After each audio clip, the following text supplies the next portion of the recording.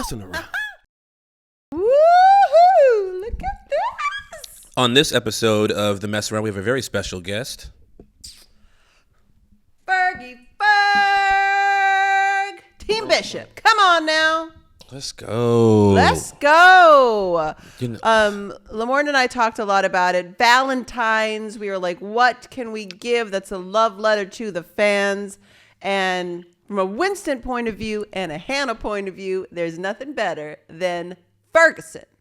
I love how you say Winston point of view, but Hannah point of view. Well, because Lamorne does not like cats, and it's not like Cece was that into them either.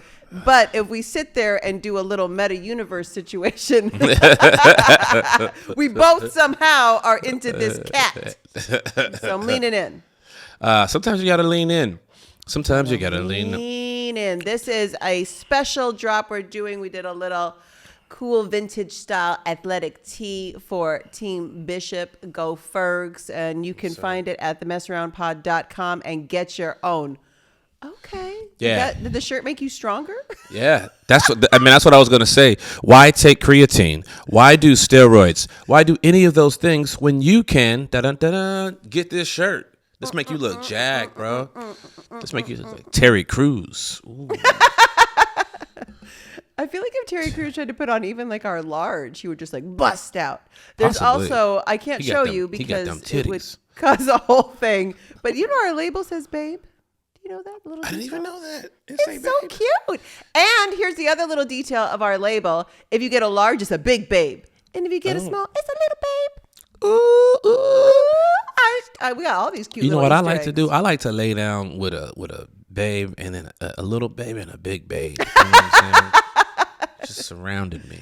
Yeah. Oh my gosh! Can you see my breath? I thought it's that cold in here. I thought you said something else. What? Lamorne, my mom listens to the podcast. Well, stop being a hoe. No, I'm playing. I just like laughed so hard, and I was like, "What is that? It's either very dusty in here, or you have a ghost. You have a ghost. Ooh. Can I tell you a story before we jump into the episode? Yes, tell me a story. I come home and my bedroom, spotless, right? Okay. Just had it cleaned. I just did a whole thing. I did laundry. I did all this stuff, right? And I leave. I go to this event. I come home. Now, there are a few people in my house. My sister's there. Kyle's there. I have a buddy out of town visiting. But no one goes in my room. Like, it's like out of the way to go into someone's bedroom. But I go in there, and as I'm taking my suit off, and I keep walking past I have like a little sitting area in my room. And I have two couches, like two chairs, like comfortable chairs. One of them is turned on its back. And it's a heavy chair. So what I did was, like, when I say heavy, I mean, it's like, it'll take some effort for you to actually, like, turn it upside down. I'm thinking maybe there was an earthquake. I mean, I don't know what happened. And I'm asking, has anyone been in my room? Everyone's saying no. No one knows. I tell this to Alicia. You know Alicia? Mm-hmm. And she immediately breaks out the sage. And she was like, hell no, Elle. She's like, there's a ghost in this house. And she lights the sage and starts walking around saying a prayer all through my room. And she got me so paranoid that I started like being suspicious. And I was like, is there a ghost in here? And I'm having conversations with it. Because I'm like, who lifted this chair and put it on his back? I then find out the next day, Sam, my assistant, she has a dog. And the dog, either a strong person or a pit bull can knock that chair over. And that's what happened. She said, I saw it. I just forgot to go and turn it up. You know what's so funny is my first thought is, man, it was just Alicia. If she brought out that sage that fast. I thought they were doing a bit. Ghost. I was like, come on. You were in there being like, you know what? This is a cute spot for a selfie. I'm going to go take a picture. Oh, yeah. No, Lamb's home. I knocked over the chair. Yep. Shoot, he noticed. Ghost, sage, anything, not human. But she didn't. You're innocent, Alicia. I'm sorry. She's innocent. She's innocent. You're innocent. You had good intentions. But she's still guilty of trying to frighten me in my own house. Yeah, you had to go that far. Someone trying to haunt and kill you. Listen, what? Man, why would she frighten your boy like that? I don't like to be frightened. Me either. I truly, I do not watch any scary movies. I don't listen to any scary podcasts. Nothing. Why do it? Some people love it though. I remember someone being like, "Oh, I go home and like on the weekends I watch like Texas Chainsaw Massacre. It's so fun to me." And I'm like, "What?" You know what? I do enjoy a good scary film. Do you really? Yeah. Halloween, those are my favorites. No way. Well, here's why I like horror films. I like horror films because you can learn from the mistakes of the white characters in the films. Yeah. Because like the black characters do the logical stuff, like don't get cast in those movies, or like get killed first. You like, I don't want to survive the whole night and then die at the end. Just kill me, get it out of the way. I don't want all the terror and the fright. So black people, we know how to die in early. We either know how to not be in those movies, die early, or we know how to run the hell away from a killer. When you watch a scary movie and you see all of the pitfalls that these characters get themselves into, I take that to real life. You understand? In case Michael Myers comes in my house. Why I get scared now, and this is the problem with being like in this industry too much, is it's not the movie now that scares me. What happens is when I watch it, my brain goes, there was a guy, and it's always a guy. There was a guy somewhere sitting in Burbank thinking about these things and writing this and then bringing it to life. And that creeps me out more than anything. The idea that somebody was sitting there writing this like horrifying, like came up with it. It's always new and more demented and weird. And there's somebody doing that. Yeah. That's what I don't like, to be like, that's real. The movie's not real, but those thoughts are real in your brain. Yeah, take that, Darren Boseman. Saw right. The Saw like movies. Scary thoughts. No, thank you. It's a pass. All right, we got to dive in because we're at Sister Act 2. That's right, Sister Act 2. Is that the name of this episode? if Whoopi Goldberg would have popped up in this episode, come on, it would have been so great. Her or Lauryn Hill, hell yeah. But this is Sister 2. Sister 2. Yeah, this is a fun one. Directed by Bill Purple, of course. The great Bill. Ryan Coe and Love Raquet, two of our Bill Purple, for those favorites. of you who don't know, was our first AD. He was our first assistant director for many years on New Girl. And then, got a chance to direct, and this is his episode. Love you, Bill. Yeah, he directs a lot of stuff. The guy's crushing it. Okay, so shall we dive in? Let's dive in. All right, in this episode, Abby announces she's making the loft her permanent home, which means Nick, who famously cannot tell a lie, has to take care of her while Jess looks for a new place for Abby. Meanwhile, Winston, sex machine, is anxious about checking the results of his LAPD entrance exam. So, to distract himself, he books Coach as his personal trainer for the day. To make things even more awkward for everyone, Abby and Schmidt have started doing nasty stuff to each other. I'm talking melted chocolate, ropes, bondage, apples. Man, this actually sounds pretty good. And maybe even Jess's glasses. It just makes me hungry listening to it. I know. Chocolate, I was like, melted chocolate, apples. All right. Okay. Oh. 2020 vision? I don't know what the problem is here. Okay. Nothing like bondage on ice. Imagine if that was like an Ice Capade show. We're a sex positive. Come down to the Crypto Center. Bondage on ice, featuring all your favorite BDSM characters. Oh, no. Okay, we're doing great, you guys. Okay, all right. Okay. All right. Okay, so let's go to a quick break, and when we come back, we'll dive right in. Okay.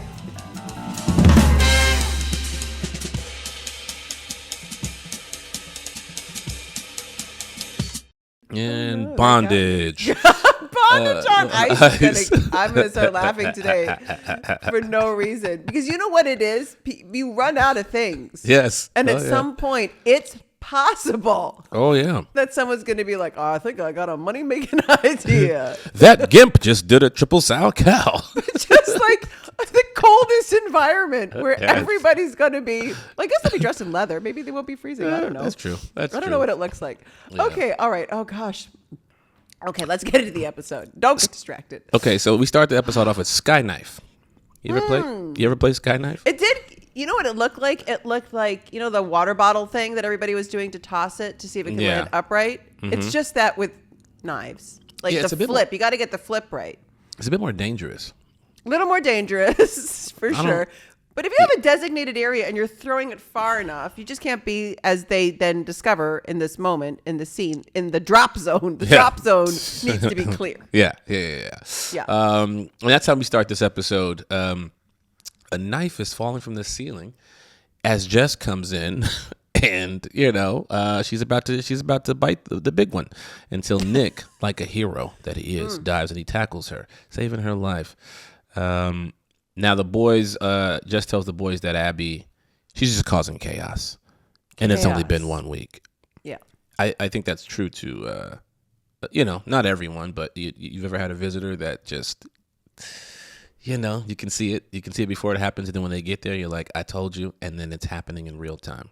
And I'm not talking about your husband. I'm talking about like, this is the person that's coming in and making a ruckus. This is the part that's crazy because I can relate to Jess so much. And maybe it's just like that. I don't know what it is. Like, some people are just built that way, where everybody else can seem to have a good time with the situation. Like, Abby's not bumping the boys. They're just like, she's fine. Cool. Yeah. Don't mind her at all. But Jess can just see that this is not okay. It's making things more chaotic, more out of control. And it's just not working for her. But it's hard when you see it and nobody else sees it. Yeah. Yeah. And that's what's going on this whole episode. She's just like, I feel highly uncomfortable. I can't relax. This woman makes me crazy. And the guys are just like, oh, I don't mind. She seems cool to me. Horrible dynamic. Horrible. Because now you got to convince people. And you're the sole warrior. Oh, yeah. Jess, you're on a mission alone, girl. Oh, yes. Oh, 100%. Let's see. What else is happening in this episode? Winston is... Winston.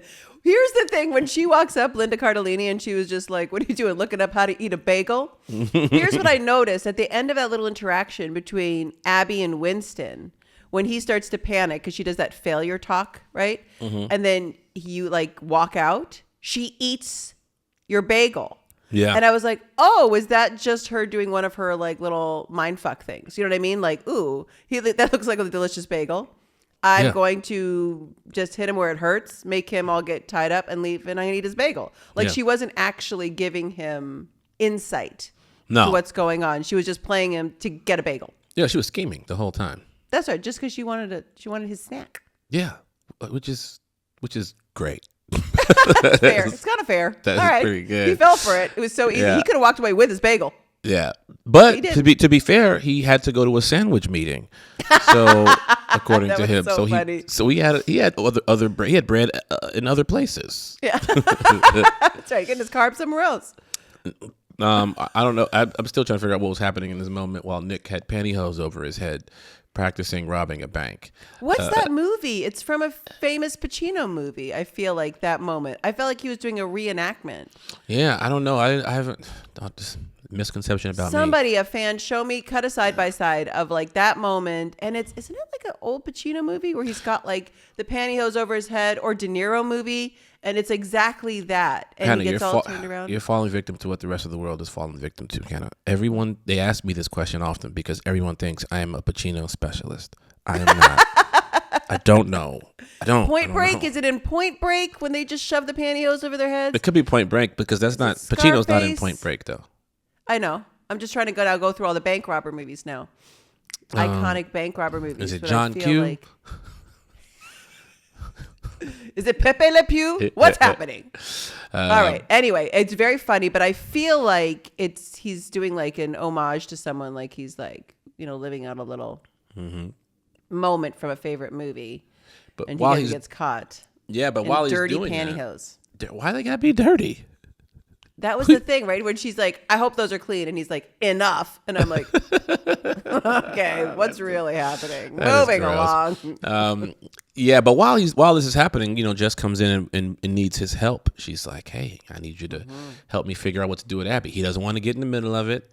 They get distracted because Winston comes in because he's trying to distract himself. It's such a silly running gag that he just doesn't want to check his scores, which I thought was odd. But they played it through the entire episode. So he's trying to procrastinate, and That's and then he shoots that message over to Coach as well, and we'll get to that point later.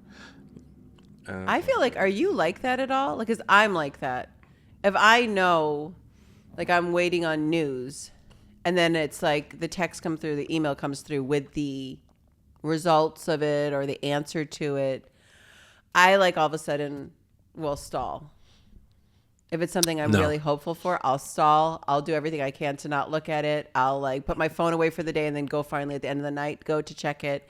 I don't know what it is. I'd rather, if I really want something or I'm hopeful for something, there's a moment where it still exists in the waiting, I guess. And then the moment you find out, it's either disappointing and you have to deal with that, or exciting because it happened, and I don't like to rush it. So, no, not me. I'm like, check it immediately. You're like, I need to know now. You got to get it out of the way. You know, especially. Let me tell you something. You ever go get one of those checkups from your doctor, and then they say, "Oh man, this don't look good. You know, we ran your blood, and I don't know." And then you come back and you get the results back, and they wait. The doctor will call you and go, "Listen, Lamorne. So, yeah, got your results back, and well, all good. You're all good. Clean." Negative. I'm like, oh shit, I'm not dying. Nope. I don't appreciate that. The weird, like, hey, how you doing? So, all right. So, you know how we took we're like, we know. We're here. I've been anxious waiting for you to just say. Open with it. I don't need the formalities. Yeah. Yep. That's part of the doctor handbook. Anyway, this is where I relate, not only with puzzles and cats, but with the procrastinating on finding out news. This is my Winston coming out for sure. So I could relate to this very deeply. Very deeply. I also love the fact that like Nick just can't lie and he's trying to be like on board and be a good boyfriend. But like, this is the worst job. And I will say, I feel like Jess kind of set him up to fail. She knows him. She knows he's not the guy. Don't give him that responsibility. Yeah. It's not his strong suit. That's what I thought. That's what I thought the whole time. I was like, is she dumb? Why would she do that? If she's really trying to accomplish something, don't do that. Worst person. You got nicknames for him. Sweatback. That's right. Upon saying Sweatback, that was his nickname, right? It's like the Maya Angelou thing, right? If someone shows you who they are, believe them. Nick has shown you with his sweaty back who he is. Yes, I'm just gonna call him Sweaty Back. Sweat. It is that because he would sweat. That was that whole thing. Because I remember Joey Perla from Wardrobe having to come out with a spray bottle, and Jake Johnson having to like turn around and get hosed down. But you're missing what I'm saying here, Hannah. Sweatback. I just thought, like, wait, it's a problem. Was that written? I thought about that. I don't think it was that. Like, whoa. That was like the literal thing, but I don't think that was the nickname. Okay. I think that was the nickname. You really? I think that's in the script. Oh gosh, someone on Reddit help us. I think that's in the script. What? Upon saying it out loud, I'm going, the fuck? That's in the script? Anyway, I think it was like your back. You get a sweaty back, but I don't think they ever call him the thing. Oh, I hope not. I don't think so. Somebody had to catch that because that would be not okay.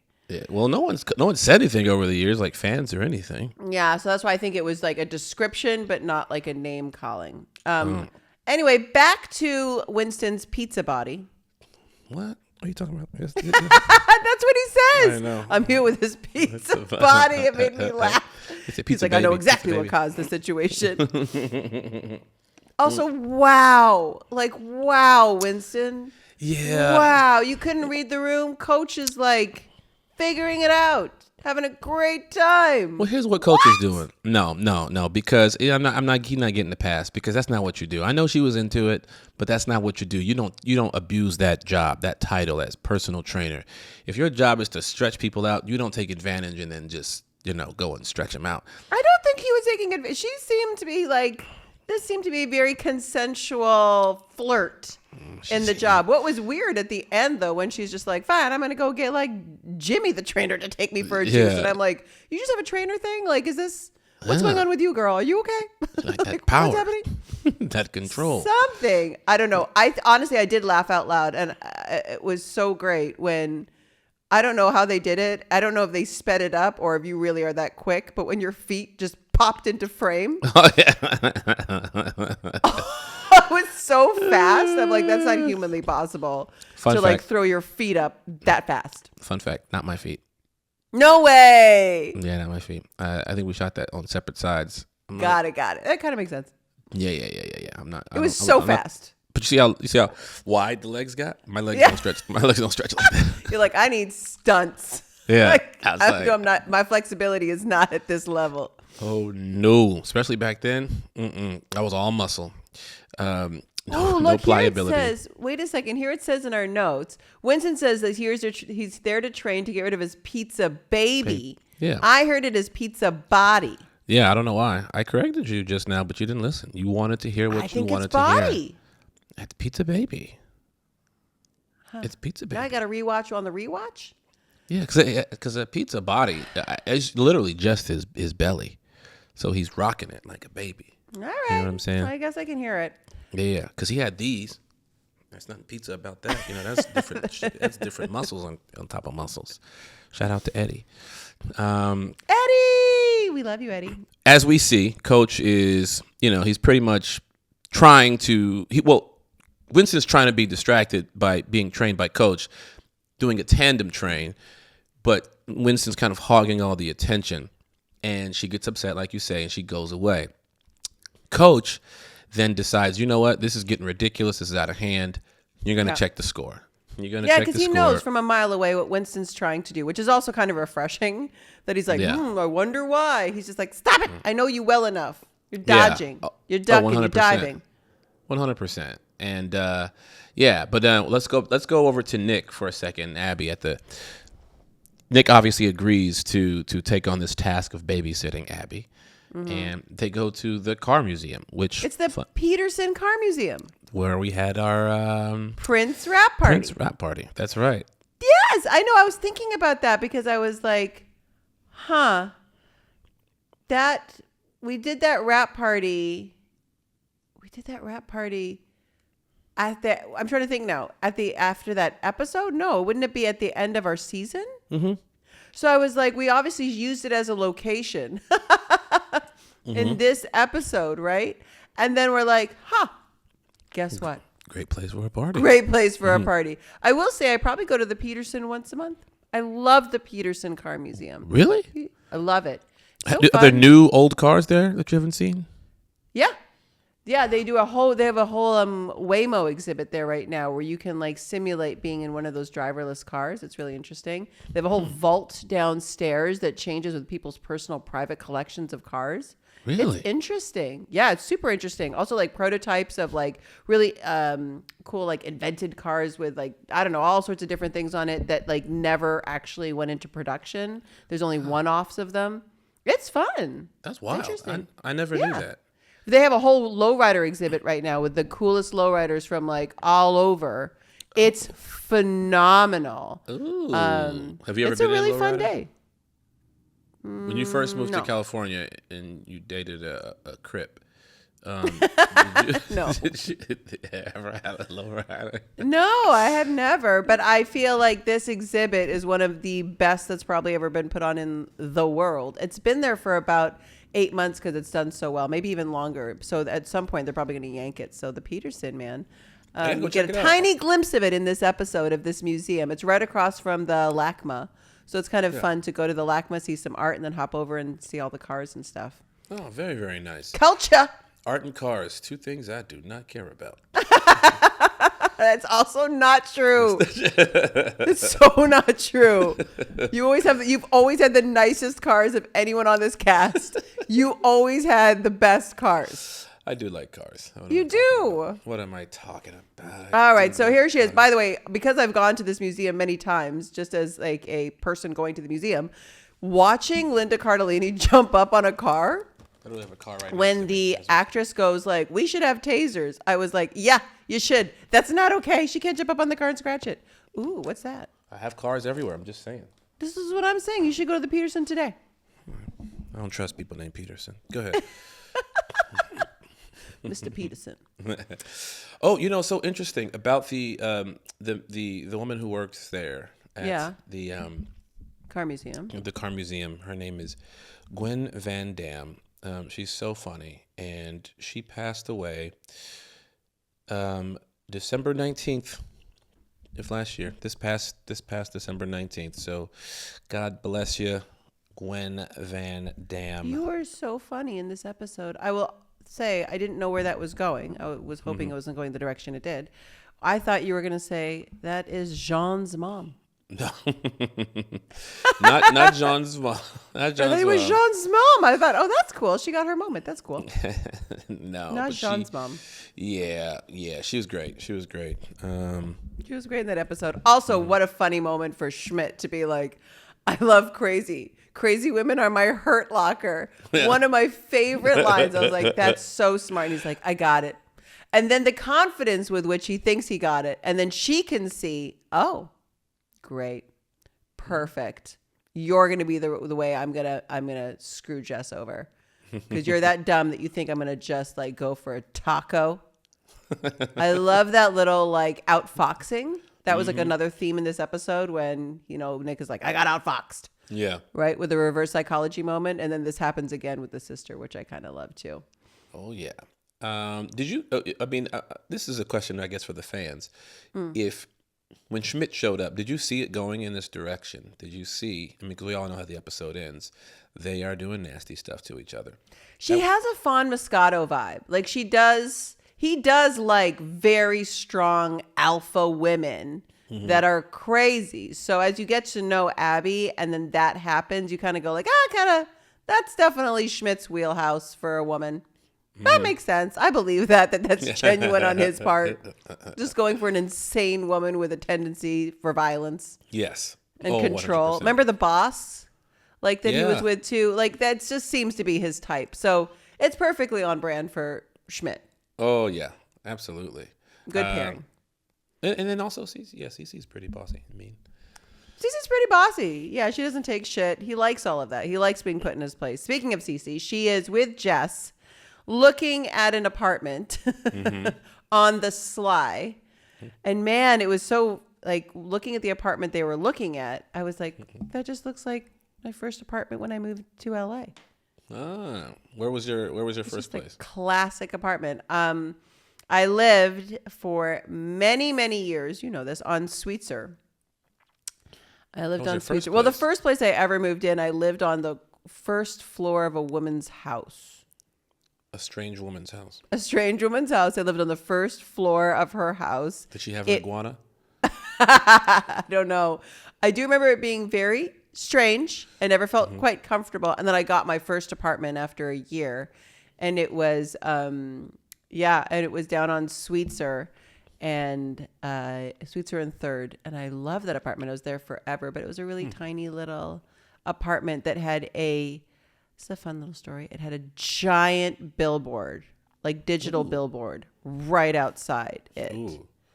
And I was always like, I moved to LA, couldn't get any jobs. And just like this blasting of digital light would kind of come through the window. And I just felt like I was in some sort of weird David Lynch movie. I was like, this feels weird and cruel because all I want to do is act. And I keep seeing these pictures like blasted in as I'm trying to watch TV and figure out my life. And I will never, ever forget in 2011, sitting on my couch and my entire apartment was bathed in yellow from the New Girl billboard. Oh. Yeah. And that was a really weird moment where it didn't feel real. That's dope. That's cool. Anyway, I thought about it. I haven't thought about that in a long time, but I remembered it watching Cece and Jess go look at this little apartment, in LA.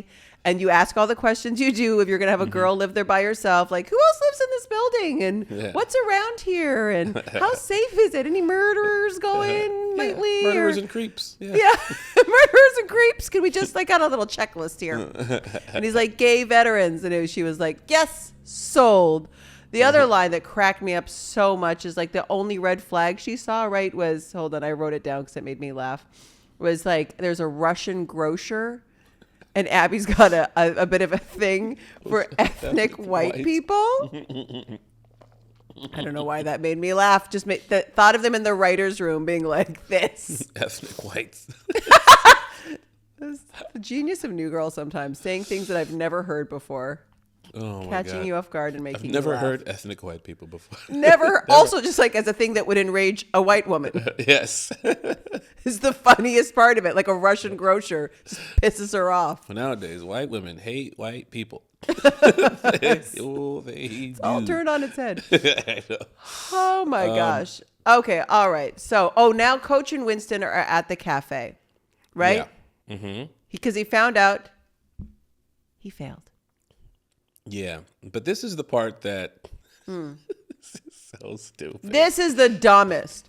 I swear when I watched this scene, I was like, is Winston okay? I thought we'd figured out Winston. And in this scene, I'm like, they're still trying to figure out Winston. What does Winston say? He. It's not okay. Are you talking? Which part are you talking about? At the wait. Wait, which part are you talking about? When he sits said there, that he the women talks to shouldn't handle money. What he's doing? When he says women shouldn't handle money. He says the things that I'm like, okay. He says, and I'm like, oh, it's just me. Because he's like, I hate standing up. Right? I hate standing up. I'm bad with numbers. I'm like, okay, this is cute. And then he says, and honestly, with the bottom of my heart, I really don't think women should be able to handle money. also the fact that the cafe owner just doesn't like dismiss him right there. And he's like, okay, we'll just keep going. And I was like, you should not hire Winston. Did you just not hear what he said? He's just like an openly sexist dude at this point. What's happening? Yeah. Or he's just panicking and saying words. That's also true. He's panicking and just saying words. That's 100% what he's doing. I do believe that was a written joke from Love. It was in an alt pack, I want to say, and I was saying a bunch of stuff, but I think that one ended up sticking. The delivery is so funny because it truly felt like a confession from a lunatic, from someone who like left his body at that point and now something's taken over and he doesn't know what's happening. And the way Damon's back is reacting had me. Oh man. But it's upon further review, the interviewer notices that, one, this is going poorly, but two, he didn't even fill out the other side of the application. Yeah, but then this response from Winston. He just calls saying, I didn't fail. I'm just careless. You bitch. Crazy. Why? I mean, true. Did he apologize? He apologized afterwards. He did say, I'm so sorry. Hey, let's go to a quick break. And when we come back, we will dive back into a bunch of foolishness with a bunch of stupid people.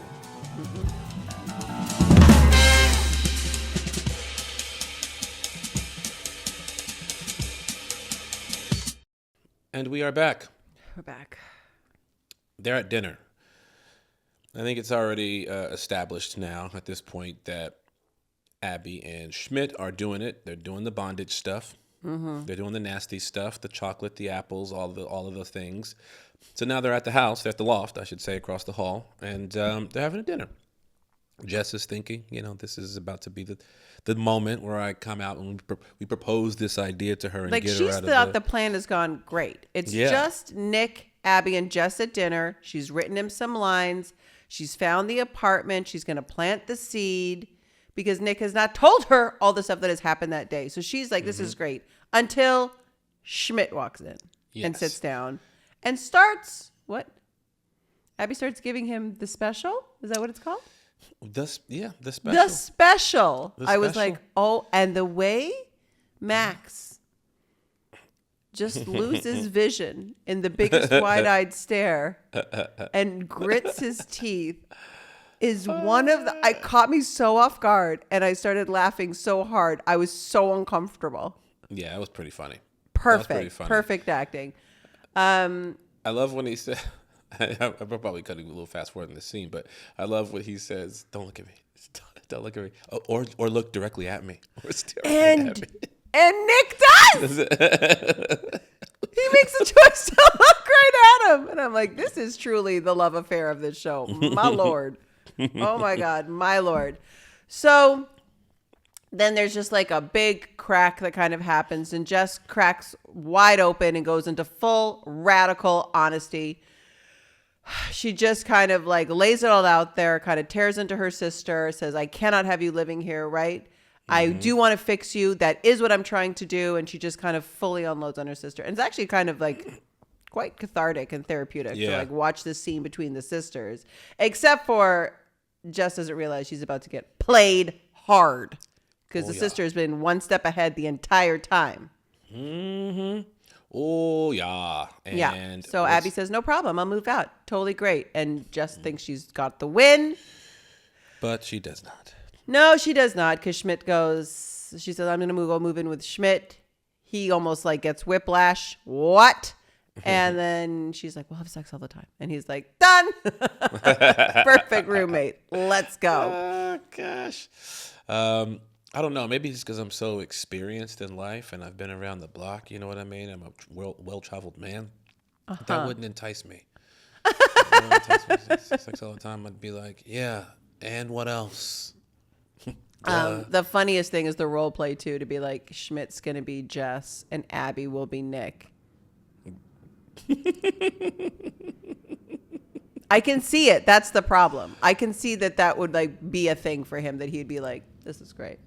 Yeah. This works for me. This woman gets me.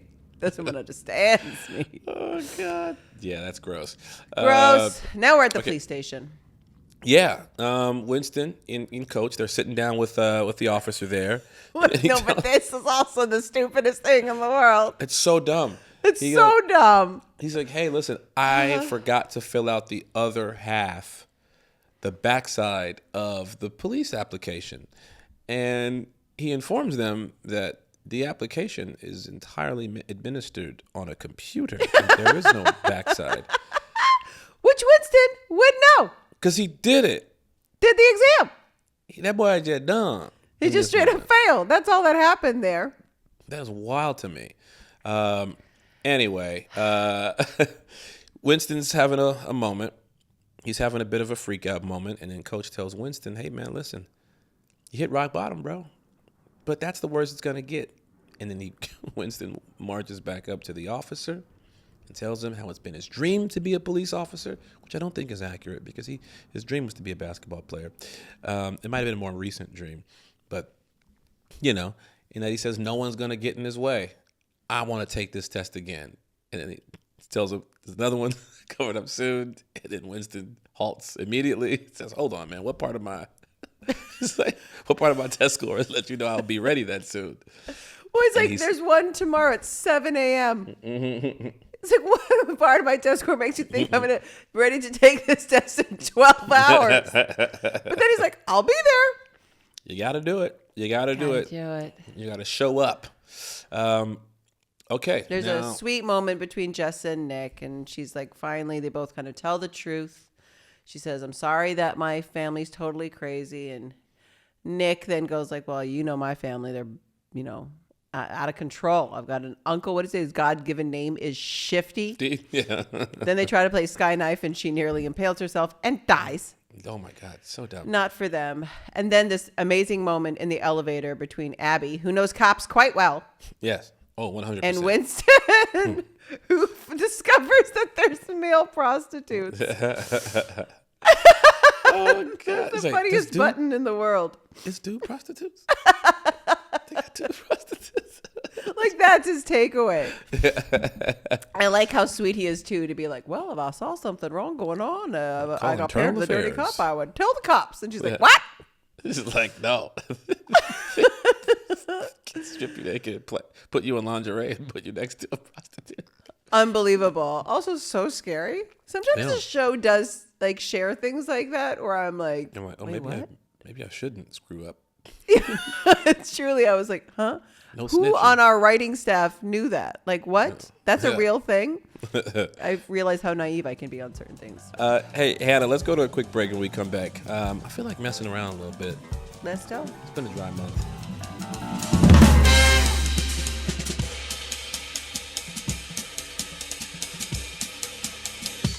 And we are back. Babe. Yeah, babe.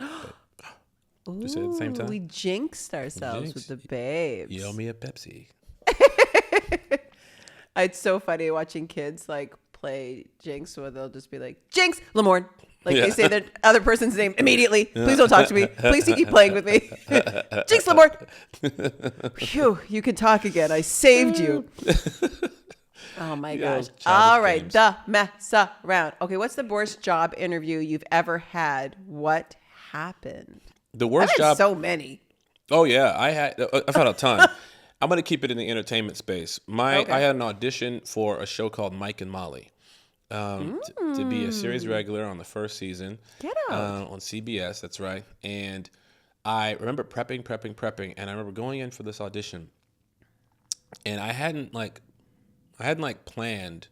Here's my thing. I don't know a lot of faces or a lot of like industry folks or people. I just never, at that time, I never looked them up.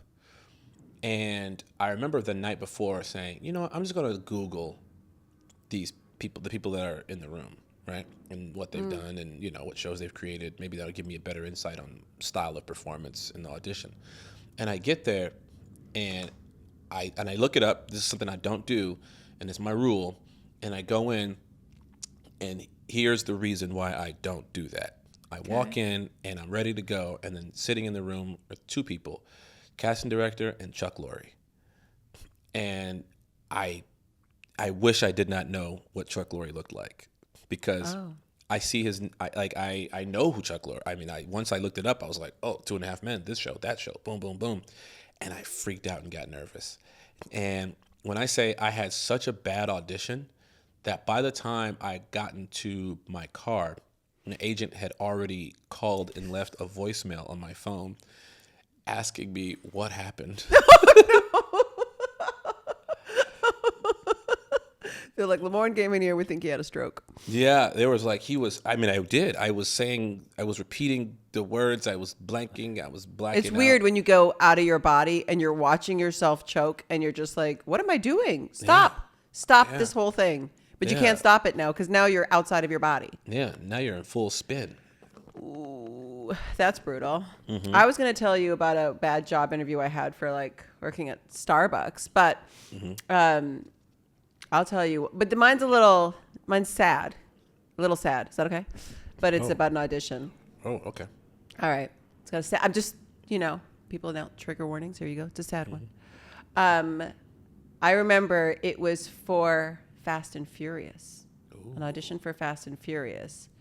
And it was for the girl that was going, I don't know what number it was, but it was like the girl that was going to be basically at the end, like the tag of the whole thing. But that means if you're that girl in the tag of the whole thing, in the next Fast and Furious, you're like part of the cast, if that makes sense. So it was like a big thing. But for this movie, you're just going to be right at the end with Vin, I think. And then like, you're going to go into the series. I love Fast and Furious. So I was like, okay, great. So and they're like, yep, Hannah's perfect. She's got all the things we need. This is great. Have her come in and do the thing. And it was a really tiny audition, not much to say because you're in this one tiny scene. Mm-hmm. So great. So I go in to do it. As I am walking down the hall, right, I get a phone call. And my grandma had died. Oh, no. And it was out of the blue. And I loved her so much. My grandma Mary. And I was like, and then they're like, ready for you. And I walked in and she just had this amazing life and I loved her so much and I hadn't seen her in a little bit. And I was in, they were talking to me, but usually you go in and you're like, hi, oh my God, I'm so excited to be here. And you got a funny story, you share, that's part of your audition. It's also just you being you, going in and being able to turn it on. And like there's a moment of shock before you can grieve when you lose somebody. And I was just in that shock moment. Mm-hmm. And so then I came out and I think they were just like, man, she's very serious. That's a very serious woman. Fast and serious. Yeah, that's right. And I remember getting in the car knowing, just like you just said, and I was just like, wow, that's not happening. But I was like, man, it's such a weird thing in these auditions where you feel that kind of level of pressure. Mm-hmm. But real life also happens that you can't walk in to be like, hey, I just found out this news and I'm still a human being. can I come back tomorrow? I just want to take a second. And I didn't have that confidence within myself to be able to like explain it or say it, because there's this weird thing in our industry where you're just supposed to always be able to turn it on. Yeah. And it's not always possible. And in that moment, it wasn't possible for me. And I definitely just like choked the entire audition. But not that I was like so emotional. I was just like fully out of my body going like, oh gosh, I lost one of my favorite people. Yeah. I mean, it was a very weird audition. If anyone, you should have told him, because if anybody understands family, it's Fast Come and on Furious. now. You're right. Anyway, it all worked out for Gal Gadot. So it was okay. That was Gal got the role. You could have been Wonder Woman.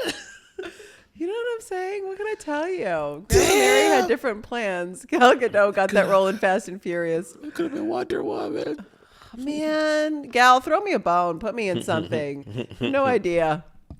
Oh, Big my fan. God. All right. Ever had to kick out a family member for staying too long at your place? Oh my gosh. I have family that loves to come and be like, I'm here for like a month. And I never kick them out. I'm so happy to have my family around me. I'm like obsessed with my family. I have a problem. Yeah, me, no. I've never had to do that. I like my family being around. Yeah, me too. I'm like, stay longer. Don't go. Please stay. Yeah. And I get to be a baby. I like being a baby. I'm like, cool. Never. It's never, I mean, I've had, and I don't even say friends or anything like that either. People stay from time to time, and, it's all good. I'm never home, so. Somebody's here. Somebody's here checking the locks and flushing the toilets. It's great. Exactly. Have you ever tried to set up a sibling with a friend of yours? No. No. Hell no. Keep that shit out of my family. My friends are gross. I remember a very dear friend of mine. I won't say his name, but you know him. Mm-hmm. And he was doing really well at a company he was working in, rising up the ranks. It's a very big fancy company, lots of billions of dollars in it. And he was rising up the ranks. He was doing great in this company. And then the boss, like the owner of this company, has a little sister. Mm-hmm. And he met her at some like big party that they had for the company. And he was dating her. He decided to start dating her. And I remember saying to my friend, I was like, you better marry her. That's your only choice now, man. You better marry this girl, and you better be the best husband in the entire world. What ended up happening? He did. They actually fell in love, and he married her, and they have kids, and it's like really beautiful, and he's all in with the family. But it was one of those moments where you're just like, you're dating the sibling of your boss. Like, this is not a place you get to make mistakes, and I've known you too long. You can make some mistakes. I know this person? You do. I'll tell you later. Oh, okay. But it was just such a funny moment where I was like, you better get it together. And we all were kind of watching, like all of our friends just watching him. Like, she'd always come around, and she was so nice and gorgeous. And I was just like, this is like on so many levels, like a slam dunk for you. This is so great. She's so good for you just as a human being. And he did the right thing, and he got it together, and it was really cool. She was great for him. But I remember being like, you're either going to have the best life of your life, or you're going to get fired and never work again. Oh yeah, I know who you're talking about. I think you know. Yeah, Kanye and Kim. All right, you guys. Well, Sister Act 2. Wait, what did you say? I said Kanye and Kim. Rose up the ranks. Yeah. Married her. They made so many mistakes. Her boss, meaning your mom. Anyway, that's our show. Best show. This is our show, you guys. I'm telling you, I'm so excited as someone who's always been like a vintage hunter for like cool athletic t-shirts. It was so cool for Lamorne and I to design this love letter to you fans. The Mess Around t-shirt starring, Go Fergs, Team Bishop. This t-shirt available at the messaroundpod.com. Get yours quick. Please tag us. Post us. Put your cat in the shirt. We want to see it. We want to share it. We love you. More cool things coming at you. Follow us at The Mess Around Pod on IG. Send us your questions and videos at themessaroundpod@gmail.com. Sister Act 3 next week with Lamorne and I. Peace. That was The Mess Around, an iHeartRadio production. Our executive producer is Joel Monique.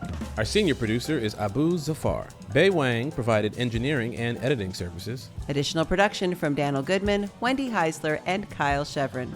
Our theme song was written and composed by Ronald Jukebox Jackson. Catch you next time. Bye.